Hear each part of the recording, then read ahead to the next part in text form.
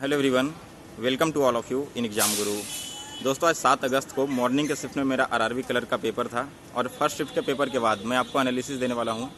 जैसे कि आज के फर्स्ट शिफ्ट में क्या क्या क्वेश्चंस पूछे गए थे, पेपर का लेवल क्या था और मेरे अटेम्प्ट्स क्या रहे हैं। तो दोस्तों, मैंने सबसे पहले पेपर को क्वांट से स्टार्ट किया। क्वांट बहुत ही ईजी लेवल का आया था। इसमें सबसे पहले आपके मिसिंग नंबर आए थे 5 क्वेश्चन, जो कि बहुत ही ईजी लेवल के थे और आसानी से सॉल्व हो रहे थे। इसके बाद दोस्तों आपके 15 क्वेश्चन सिंप्लीफिकेशन से आए थे और सिंप्लीफिकेशन के भी जितने भी क्वेश्चन पूछे गए थे वो सारे के सारे इजी लेवल के थे।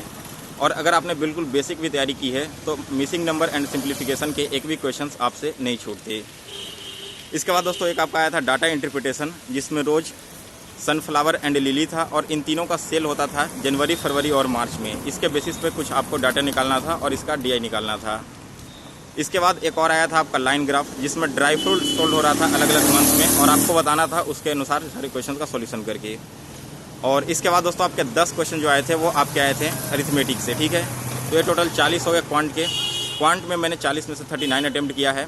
अरिथमेटिक का क्वेश्चन जो मुझसे स्किप हो गया वो था कि 2 ऑब्जेक्ट का कॉस्ट प्राइस सेम है, उनमें से एक ऑब्जेक्ट को अगर एक सेकंड मैं क्वेश्चन को जरा देख लेता हूँ, फिर से आपको समझाता हूँ। 2 क्वेश्चन है, ठीक है, दोनों का कॉस्ट प्राइस सेम है और इसमें से एक जो ऑब्जेक्ट है वो 18% लॉस पर बेचा जाता है और दूसरे ऑब्जेक्ट को 30% के प्रॉफिट पर बेचा जाता है।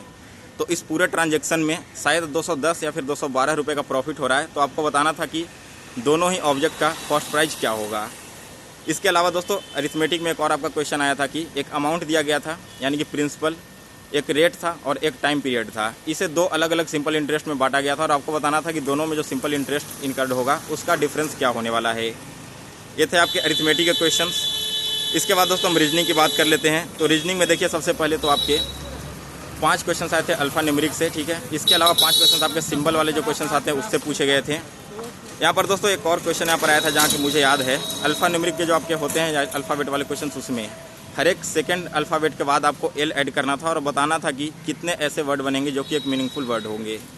तो दोस्तों अगर आप हर एक वर्ड में L को ऐड करते हो सेकंड लेटर के बाद, तो आपका जो वर्ड बनता है वो है पहला SILN, सेकंड वर्ड है CULT, तीसरा वर्ड है ICLY और चौथा वर्ड है FOLX। तो आप हमें कमेंट करके बताना है कि इनमें से कितने मीनिंगफुल वर्ड बन रहे हैं। और एक और जो दोस्तों यहाँ पर बचा हुआ रह गया है वो है आपका LALV, यानी कि 5 वर्ड ऐसे हैं जिसमें आपको L ऐड करना था और L ऐड करने के बाद बताना था कि कितने मीनिंगफुल वर्ड बनते हैं।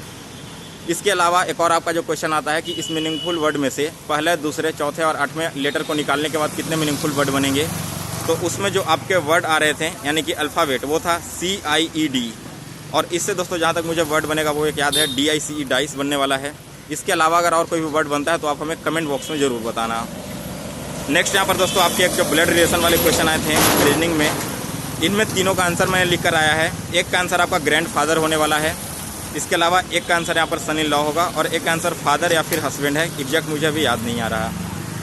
आफ्टर देन आपके जो सेकंड क्वेश्चन पूछे गए थे वो था आपका कि एक वर्ड दिया गया था और आपको बताना था इनमें से जो फर्स्ट एंड जो लास्ट वर्ड होते हैं ना, फॉरवर्ड एंड बैकवर्ड, इनके बीच में कितने लेटर्स आ रहे हैं। तो शायद इसका 3 आंसर आना चाहिए जहाँ तक मुझे लगता है।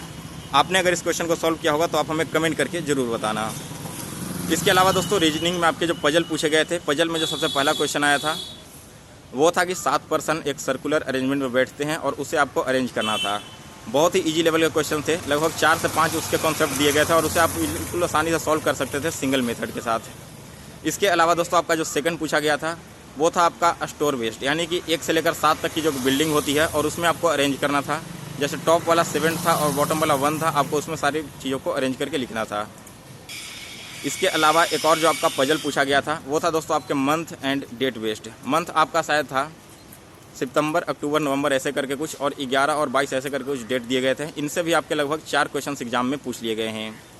तो दोस्तों यहाँ पर टोटल आपके लगभग क्या बोलते हैं पजल एंड सिटिंग अरेंजमेंट से 15 क्वेश्चन आए थे। ब्लड रिलेशन के 3 क्वेश्चन थे और लगभग 8 से 10 क्वेश्चन आपके अल्फ़ा न्यूमेरिक एंड जो अल्फ़ाबेट नंबर सीरीज वाले क्वेश्चन होते हैं उससे पूछे गए हैं रीजनिंग में।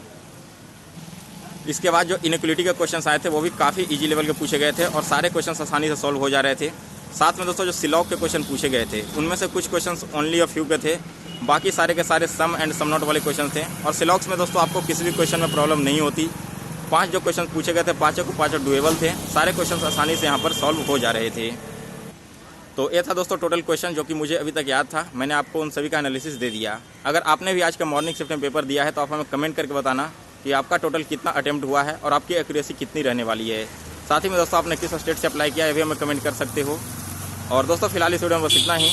अगर आपको कोई मन में कोई डाउट है, क्यूरीज है तो आप हमें कमेंट बॉक्स में पूछ सकते हो या फिर आप मुझे इंस्टाग्राम पर डायरेक्ट मैसेज करना। इंस्टा आईडी वीडियो के डिस्क्रिप्शन बॉक्स में दिया गया है।